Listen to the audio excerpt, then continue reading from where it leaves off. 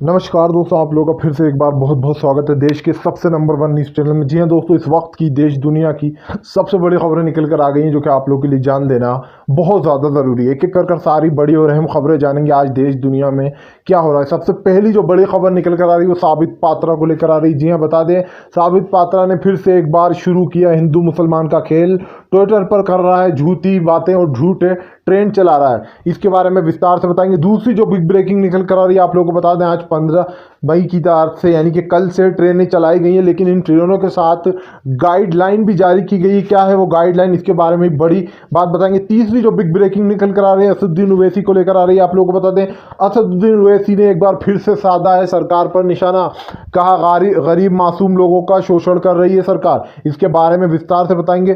चौथी जो big breaking निकल कर आ रही है, एक बार फिर से नरेंद्र मोदी ने सुना सकते हैं भक्तों को कुछ थाली ताली और दिए के बाद अब एक और आदेश। जी हाँ, इसके बारे में विस्तार से बात होगी।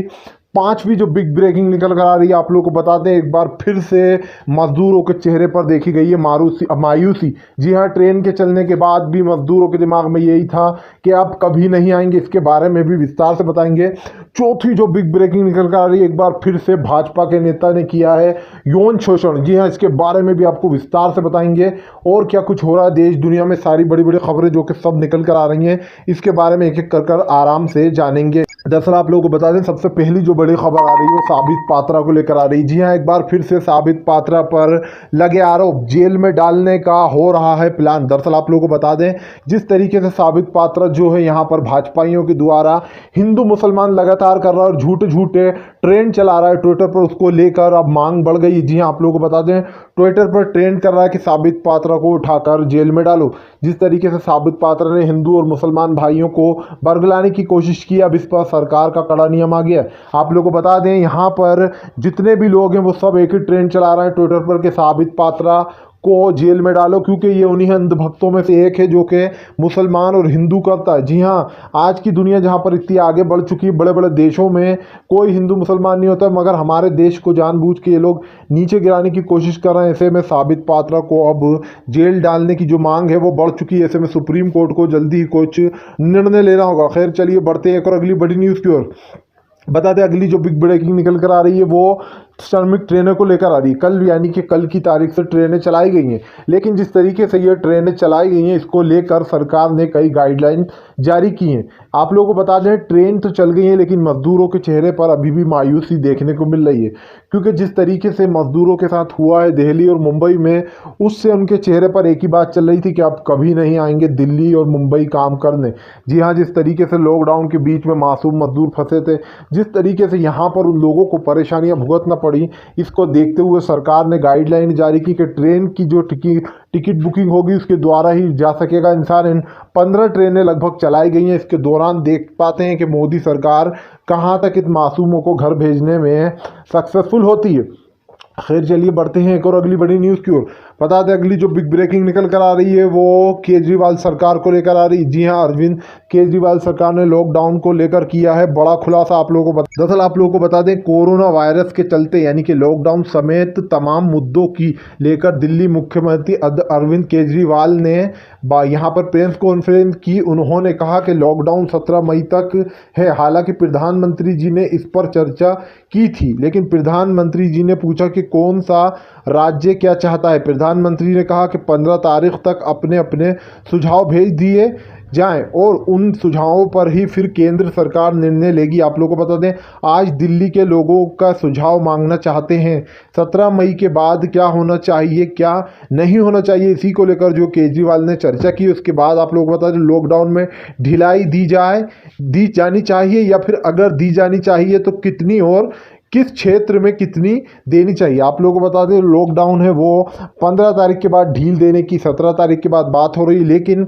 ये किस हद तक हो पाएगा किस हद तक नहीं, ये सरकार ही जानती है। क्योंकि हमें लगता नहीं है कि लॉकडाउन कुछ खुलेगा, क्योंकि केस जो है कोरोना के वो लगातार बढ़ते जा रहे हैं। ऐसे में सरकार जो है अपना पल्ला झाड़ रही है। आप लोगों को बता दें, जहाँ पर एक तरफ अंधभक्तों ने ताली थाली पीटी, वहीं पर दूसरी तरफ अब फिर से एक और नया नाटक शुरू होने वाला है। खैर चलिए बढ़ते हैं एक और अगली बिग ब्रेकिंग की तरफ। बता दें, अगली जो बिग ब्रेकिंग आ रही है वो असदुद्दीन ओवैसी को लेकर आ रही। जी हाँ, असदुद्दीन ओवैसी ने कहा ये जो काम हो रहा है जिस तरीके से कोरोना वायरस का, ये कोई इसका इलाज नहीं है। जी हाँ, जिस तरीके से सरकार ढील दिखा रही है इस पर असदुद्दीन ओवैसी ने कसरतंत कहा सरकार काफ़ी अच्छा काम कर रही, देखने में वो तो दिख ही रहा है। जिस तरीके से बार बार लॉकडाउन को बढ़ाया जा रहा है इसका एक ही मतलब है कि सरकार के पास इस बीमारी का कुछ भी इलाज नहीं है। आप लोगों को बता दें असदुद्दीन ओवैसी ने पहले भी जो यहाँ पर मोदी सरकार की अच्छे से बजाई है, और ऐसे में फिर से एक बार असदुद्दीन ओवैसी ने साधा निशाना कहा मोदी सरकार मासूम लोगों के साथ कर रही है खिलवाड़।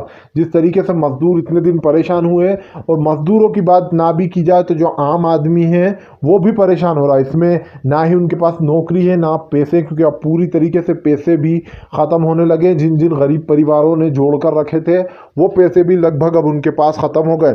ऐसे में कई बड़े बड़े सेलिब्रिटी जो है मदद करते हुए नजर आ रहे हैं, लेकिन यहाँ पर बड़े सवाल ये उठ रहे हैं कि आखिर सरकार इस पर कुछ निर्णय क्यों नहीं लेती है। खैर चलिए बढ़ते हैं एक और अगली बिग ब्रेकिंग। वहीं पर आपको अगली बिग ब्रेकिंग बता देते हैं। जी हाँ, एक बार फिर से पीएम नरेंद्र मोदी ने जो है करी है यहाँ पर संबोधित किया लोगों को। आप लोगों को बता दें संकट के बीच प्रधानमंत्री नरेंद्र मोदी ने यहाँ नहीं कि कल रात 8 बजे देश को संबोधित करना किया। उसके बाद पीएम मोदी का ये संबोधन लॉकडाउन को लेकर सोमवार को राज्य मुख्यमंत्रियों के साथ हुई है बैठक। जी आप लोगों को बता दें कुछ घंटों बाद होगा। सूत्रों की ओर से सोमवार को दी गई जानकारी के मुताबिक देश में 17 मई के बाद भी लॉकडाउन बढ़ाया जा सकता है। आप लोगों को बता दें मुख्यमंत्रियों के साथ साथ प्रधानमंत्रियों ने भी सभी राज्यों में 15 मई तक सुझाव मांगे हैं।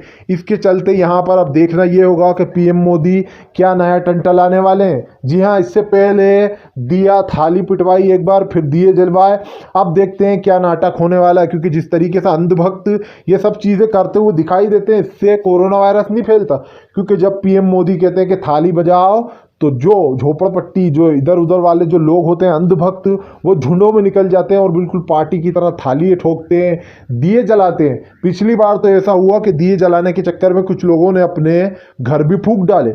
अब की बार देखना ये दिलचस्प होगा कि पीएम मोदी कौन सा नया टंटा लेकर आते हैं। खैर चलिए बढ़ते हैं एक और अगली बिग ब्रेकिंग की। वहीं पर अगली बिग ब्रेकिंग आपको बता देते हैं। एक बार फिर से चीन और यहाँ पर इंडिया में फिर से एक बार ज़बरदस्त लड़ाई शुरू हो गई। जी हाँ, आप लोगों को बता दें चीनी विमान से यहाँ पर किया है हमला इंडिया पे। जिस तरीके से चीनी विमान ने हमारे इंडिया पर हमला किया है, हमारे इंडिया के सोल्जर्स ने भी ज़बरदस्त तरीके से उनको मुंह तोड़ जवाब दिया। आप लोगों को बता दें यहाँ पर जिस तरीके से चीन की वजह से हमारे देश में ये बीमारी आई, जिस तरीके से हमारा पूरा भारत देश परेशान है। अब चीन ने जो है एक बार फिर से उठा लिए हथियार और इसको लेकर यहाँ पर अभी तक का यही समय चल रहा है कि यहाँ पर दोनों ही पार्टियाँ एक दूसरे को जवाब देती हुई नजर आ रही है। खैर चलिए बढ़ते हैं एक और अगली बिग ब्रेकिंग की तरफ। बता दें अगली जो बिग ब्रेकिंग निकल कर आ रही है वो कोरोना वायरस को लेकर आ रही। जी हाँ, कोरोना का जो कहर है वो लगातार बढ़ता जा रहा है। ऐसे में देश में खतरा जो है वो लगातार बढ़ता जा रहा है। दरअसल आप लोगों को बता दें कि मुंबई में सबसे ज़्यादा केस हो गए और ये मामला जो है अब 77,000 के भी पार निकल चुका है। जी हाँ, अगर कुल मिलाकर बात करी जाए तो 77,000 केस अभी तक हो चुके हैं। ऐसे में सरकार बड़ा फैसला ले सकती है। आप लोगों को बता दें कि उद्धव ठाकरे ने भी ऐलान किया है कि लॉकडाउन में ढील देनी चाहिए या फिर इस लॉकडाउन को अब और भी ज़्यादा कठिन बनाया जाए, क्योंकि जिस तरीके से केस बढ़ रहे हैं उस तरीके से पूरे जगहों पर सन्नाटा पड़ा हुआ है।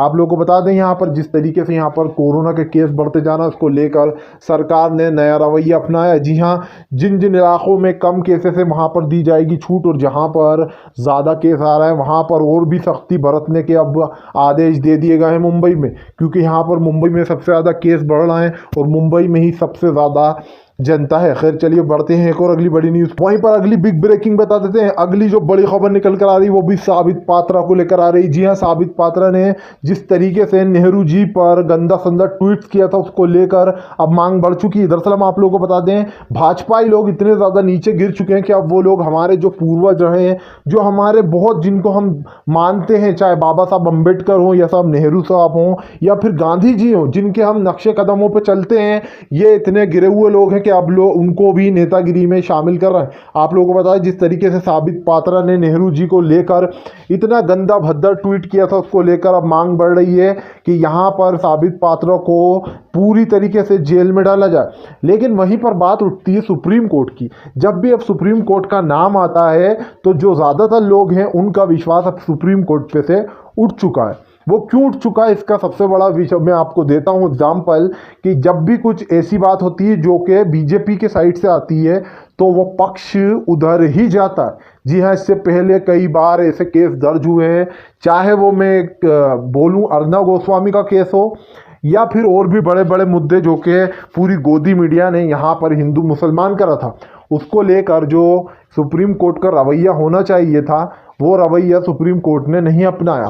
ऐसे में बहुत सारे लोगों का जो अब विश्वास है सुप्रीम कोर्ट से वो उठ चुका है, क्योंकि उन्हें ऐसा लगता है कि हर फैसला जो यहाँ पर पीएम मोदी जो चाहते हैं वही होता है और उन्हीं के पक्ष में जाता है। इससे पहले रंजन गोगोई ने इतने बड़े बड़े फैसले दिए हैं, आपको याद हो तो वो फैसले किसके हक में हैं या आप अच्छे से जानते हो, सिर्फ और सिर्फ भाजपाइयों के हक में है।